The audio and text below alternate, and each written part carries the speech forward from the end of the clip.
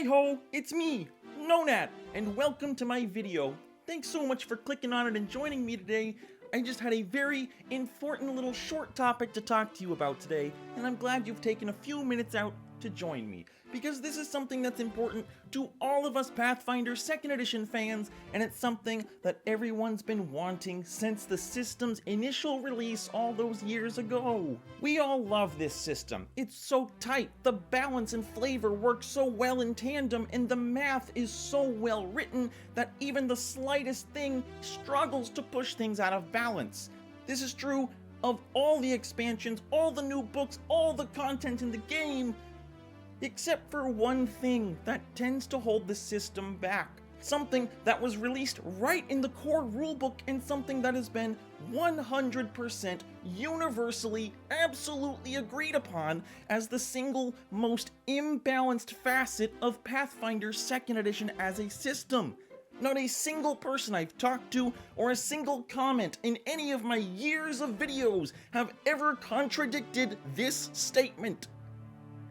The fighter is overpowered and deserves to be knocked down a few pegs to make sure the rest of the players can have fun at their table without being overshadowed. Now don't worry, this is not me calling out you fighter players. I've played a few in my time. They're very fun because destroying everything in a single critical hit always feels good. But I do believe it takes away some identity from existing classes. So I ask you to sit down with me over the next few minutes as I put forth 3 minor, and I mean very easy to implement minor changes most fighter players aren't even going to notice, but will bring that math back into the arena, back into balance, and make the fighter not only more mathematically fair, but also more flavorful.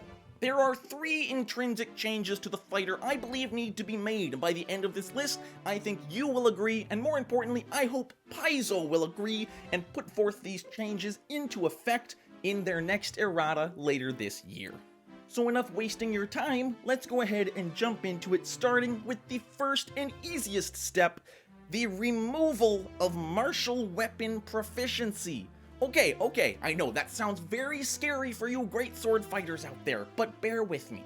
If fighters are going to start with expert proficiency and an initial +2 to hit over every other character in the game, I believe it is fair for them to be limited to smaller hit die and more restrictive trait choices. I mean, look at this list. There's still so many simple weapons to choose from. And if we're being honest, especially at low levels, fighters should use simple weapons going off of base fantasy. Look at every town guard, look at every farmhand, look at every low-level fighter NPC, and what are they using? They're using clubs, they're using daggers, they're using quarterstaves. That town guard is using a spear to apprehend you.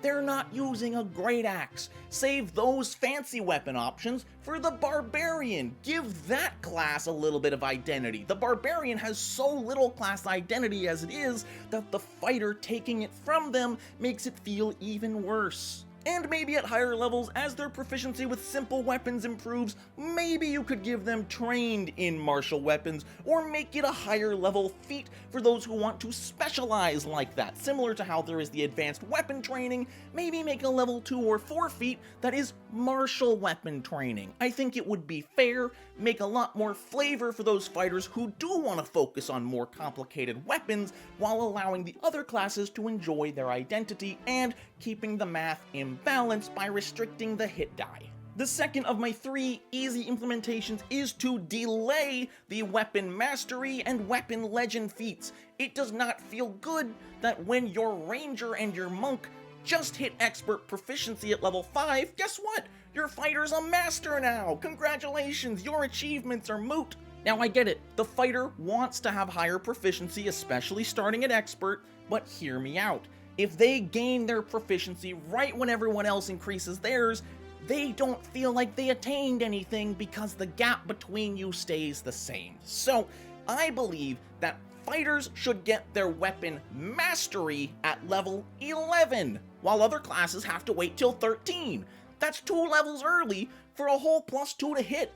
I think that sounds incredibly balanced. And they're still gonna hit Legendary before anybody else. In fact, no other class hits Legendary outside of Gunslinger, and they're stuck with guns. So I believe that the fighter getting legendary proficiency in their chosen weapon at level 19 sounds well more than fair, because all other classes at level 20 are still gonna be stuck to master. So that fighter with their super fancy club critically hitting on every single hit will still feel good at level 19, and they'll still get that sense of superiority that fighter players have over all other players in Pathfinder 2e. So we've removed martial weapon proficiency, and we've delayed their proficiency progression by a couple of levels. That sounds like it might be enough, but I do still believe the fighter comes out on top mathematically, on top of every other potential class option.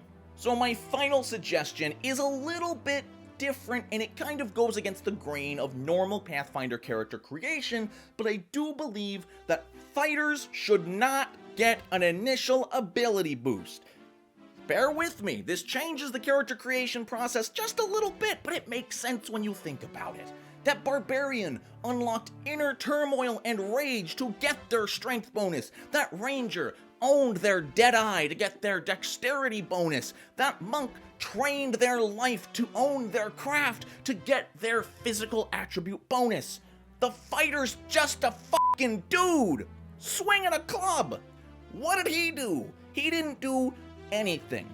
By removing their initial ability score boost and limiting their highest starting score to a 16 maximum, I believe we finally find the perfect medium for the fighter to be a balanced class. Simple weapons only, delayed progression but is still faster progression than other classes, and a removal of the initial ability boost is the only way the fighter could possibly be considered a fair class in Pathfinder 2nd Edition.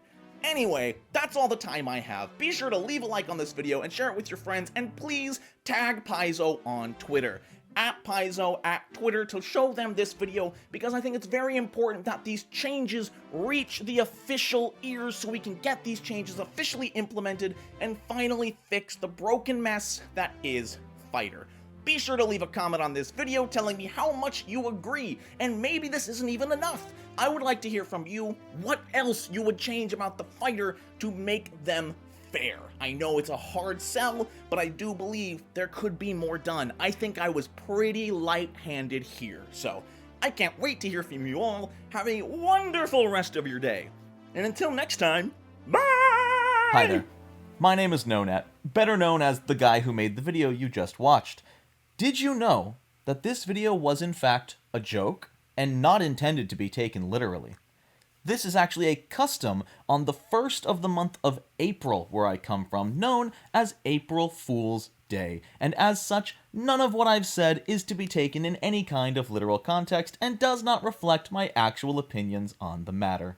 You may nod your head thinking, wow, does he really need to say this? And I cry tears at night because yes, I do.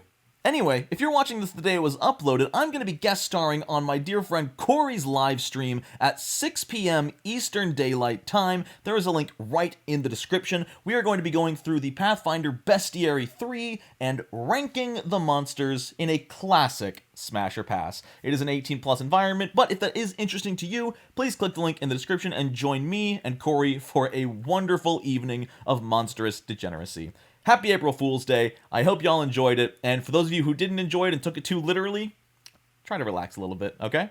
See y'all soon. Oh, we're also doing a First Impressions live stream of the new Firebrand's Lost Omens book this Sunday at 12 p.m. That is noon Eastern Daylight Time. Be there. I can't wait to see ya. It's gonna be a blast. Okay, goodbye for real. Wait a minute. No, okay, yeah, goodbye for real.